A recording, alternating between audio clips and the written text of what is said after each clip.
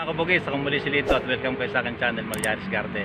I-update ko lang po kayo dun sa inabunuhan natin last week, sakto na 1 week kayo, 7 days.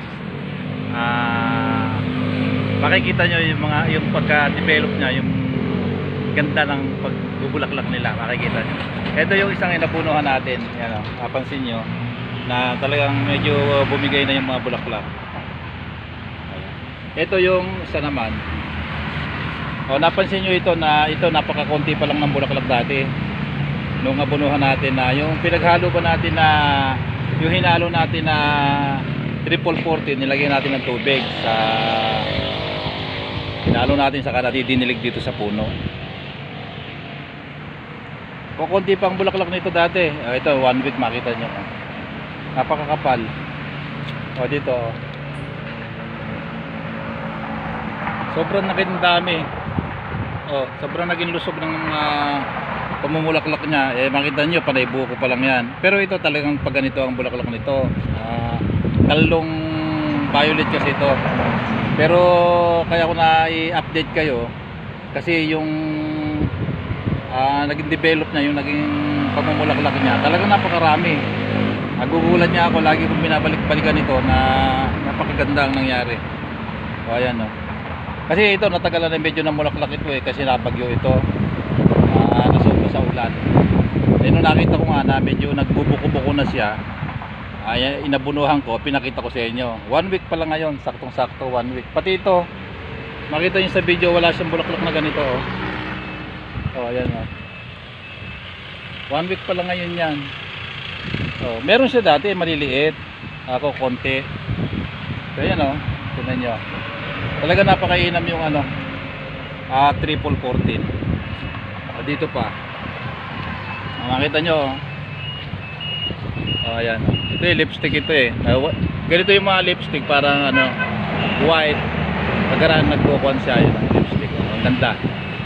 Nagtagal-tagal yan. Ganito lahat. Ito makita nyo. Napansin nyo. Ayan ang ganda. Ito yun. Parang uulan na. Di bale, makaabot tayo kung paano ang gagawin natin. Nakita nyo, napakarami naging buko. Ayan talaga napakatalab yung triple 14.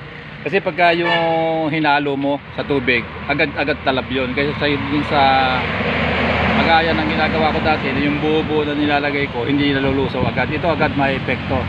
Balikan natin itong dalawa dito. Ayan, tingnan nyo, ang ganda. Wala dati yan, mapapansin nyo talaga dun sa nag-abono tayo na talaga hindi ganyan ang bulaklak niya. Wala siyang abono, wala siyang bulaklak. Pero meron pa rin dito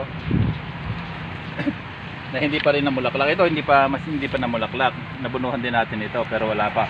Pero ito, bigla siya nagkabulaklak. Wala siyang bulaklak noon, ayan Pero hindi maganda kasi makita nyo na ito kasi hindi ko na trim. Ngayon, pwede pa nating triman yan.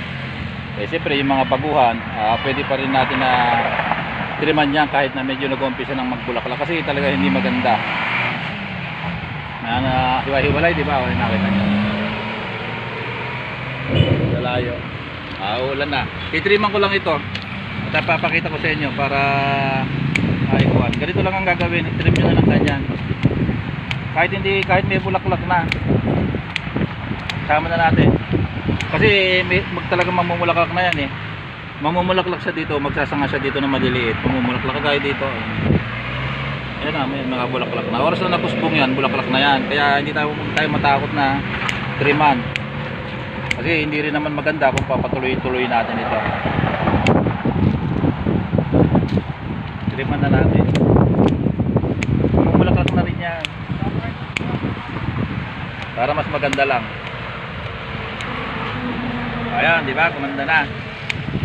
Papakita ko ulit sa inyo yan. Kasi pagka nag-upisang namulaklak na ganyan, oras na nag-usbong yan dito, kaya ng maliliit na usbong ng mga ganyan, agad bulaklak yan. Kaya huwag tayong, kung nag-uumpisa ng mabulaklak, kahit triman natin, mamulaklak na yan.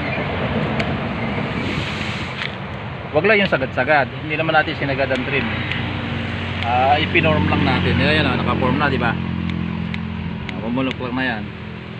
Pagkaraan ng mga 7 days na nabonohan ito, 7 days pa, bunuhan uli natin. Pero yung matabag lang, hindi yung matapang. Pwede na yung 4 na litro, isang kutsara lang na gano'n, na triple coating. Ito, ditriman ko na rin ito para pag nakabono ko, sasabay ko na doon para maganda. Ito, namulak lang na rin, oh. Pero hindi na trim. Ito, magaganda nito. Sabi ko sa inyo nito. Ang bilis na naging epekto. Ito, ilang araw pa papakita ko ulit sa inyo ito. Nakakagulat na to sa dami. Bulak-bulak. Hanggang dito na lang ang video ko, makita nyo. Ayan, oh, dumidilim na. Yung ulap uulan na. Sana magustuhan yung video ko. Abrahan.